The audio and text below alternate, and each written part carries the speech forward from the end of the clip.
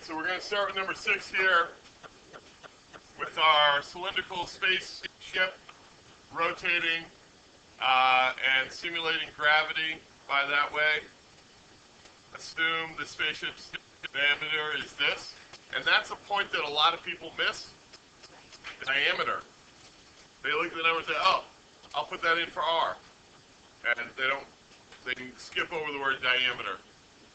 And they ask you for the time needed for one revolution. What's another name for the, or simpler name for the time needed for one revolution? Word I'm thinking of is single. No, that would be revolutions per minute, the rate of revolutions. The word I'm thinking of a single word that begins with the letter P. Period. We use that? Yes, and we talked about it here with circular motion.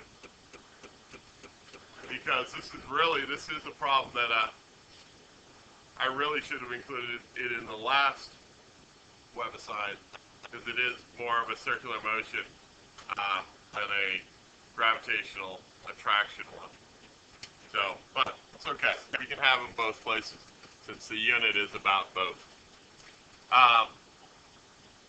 But I also think this is a great one to illustrate the fact that we're making this artificial gravity, and it's not actually gravity, because of our perception. Remember, we talked that you don't feel your weight. You feel a surface's reaction to your weight, which is what type of force? Begins with an N. Normal force. Darn, all these things we have to remember from like a couple of months ago. I know. Wish life wasn't that way, but so in this, the thing we can either, I'm going to focus in on the acceleration. So when I'm looking at the rubric, I'm definitely looking at the this first one, the general problem one, not on the forces one, because I'm going to focus in on the acceleration here, since that's what they give me. And so my Y, number 6, is going to focus in on the acceleration is inward. So the person travels in a circle.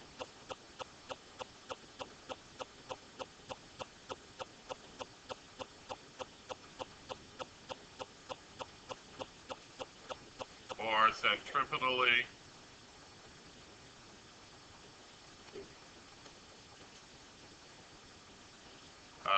This is felt as if it was created, I would say, let's say, created by a normal force.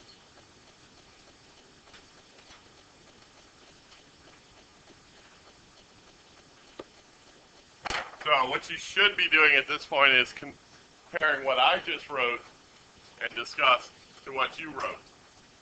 That's how you get better. I'm looking at your effort and my effort and comparing and contrasting them. All right?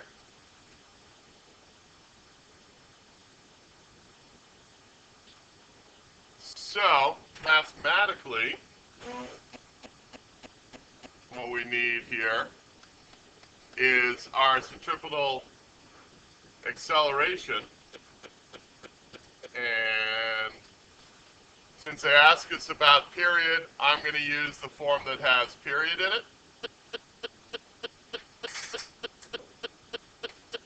And they give me, for mine, they give me the value of my acceleration as 0.75 g. So my centrifugal acceleration is 0.75 times 9.80 meters per second squared equals the 4 pi squared. My radius I'm going around for mine is 20 meters, and I want to know my periods, so I can just rearrange that now for period and be all done.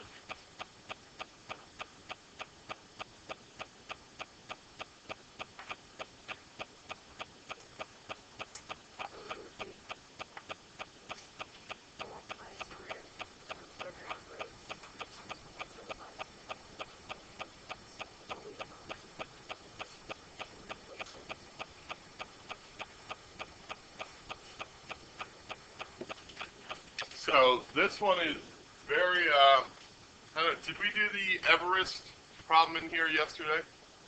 Yeah, so this one is kind of like identical to the Everest problem, except with slightly, where they give you the, rather than giving you the height and asking you what the gravitational field strength would be, they give you the gravitational field strength and ask you to find the height. So very, same situation, just a slightly different take on it or approach to it. So you would especially want to center your Y on the same idea that we did yesterday, which that the mass of the Earth creates the gravitational field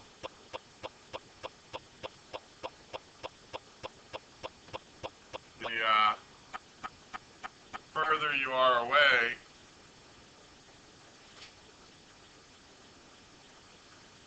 from the center,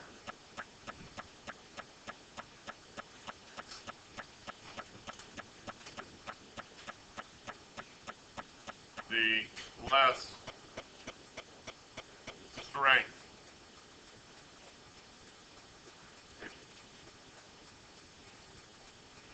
strength in the field. Does that strength ever go to zero? No. No, that's why it's very weak but very long-reaching. So, I think that's very similar to what we said before. The only reason you might do a diagram here is just to remind yourself that if we're looking at this point out here, R goes from there to there, while this little part is radius of the Earth, and this part, I think, is what they're asking us for, right? Let's see.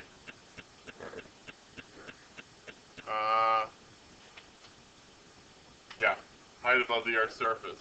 This is, let's call it H, that we're looking for.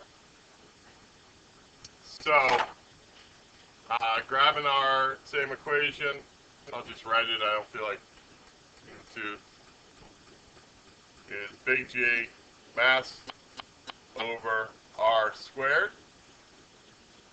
So they give us the value for little g, right? It's, for me, it's 1/160th of g. So mine is 9.80 newtons per kilogram over 160. And that's going to equal big G, which we know, mass of the Earth, which we know, over R E plus H quantity squared. And you want to eventually get down here mathematically and find H. And you know ME, and you know RE, and you know G.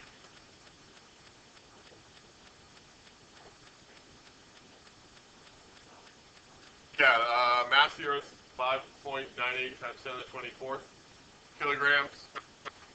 Radius of the Earth, 6.38 times 10 to the 6th meters. They're both on the second page of our equation sheet in this area here. Wait. Yeah, I was going to go back. That's where I was going. Right there. G. Now, G is the universal gravitational constant. That, remember, is 6.67 times 10 to the negative 11 Newton meter squared per kilogram squared.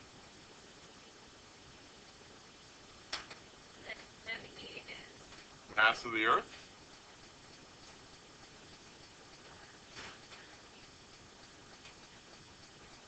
Kilograms, yeah.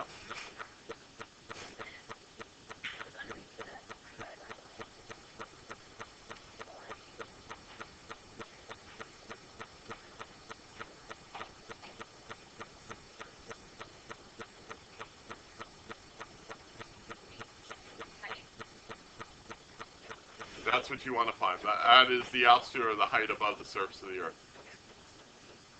Yep. Let me know if you need help with the math. All right, so we're going to go over number 5.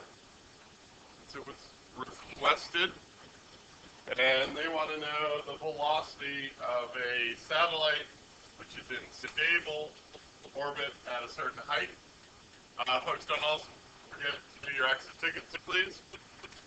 And so what they mean by stable circular orbit is it isn't getting closer or further away. Where would that height be measured from?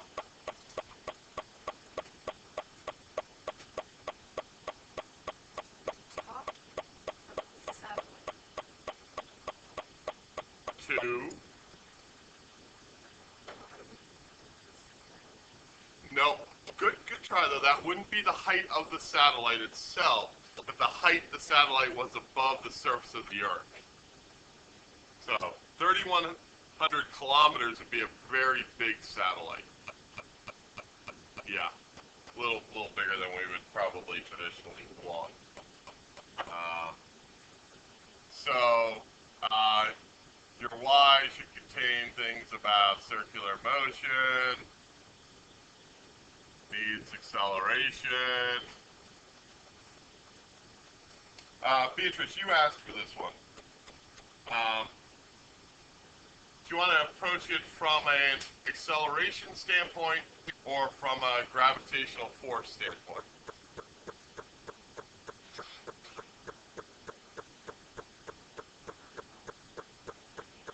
Acceleration? Okay. Acceleration. If we're approaching this from acceleration, the view to have of a satellite is that actually a satellite is a projectile. So it's constantly falling or accelerating towards the center of the Earth. That's what we mean by falling, right? Accelerating towards the center of the Earth at the acceleration due to gravity. And it is it's basically our truest projectile because it's not encountering any air resistance or anything like that. It needs acceleration towards center. The satellite is a projectile, thus accelerating at little g, or the acceleration due to gravity. I'm abbreviating so I can write faster, given that we're running out of time. All right. So, and the other nice the other consideration, approaching it this way, not looking at the forces at all, means that the rubric we can look at is the general rubric. If you're uncomfortable doing force diagrams, you just avoided one. If you're comfortable doing them, unfortunately, you just avoided one. Either way. So,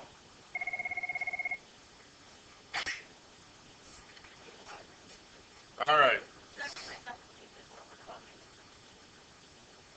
Probably is better safe that way, and then you don't have to make an extra trip on the knee. So the acceleration centripetal here in this case is going to be the gravitational acceleration. It's kind of that crossover between it's a projectile that's in circular motion because it keeps missing the Earth. For acceleration centripetal, I'm going to use v squared over r. For this is all from our equation sheet. Mass of the Earth over r squared. Good so far?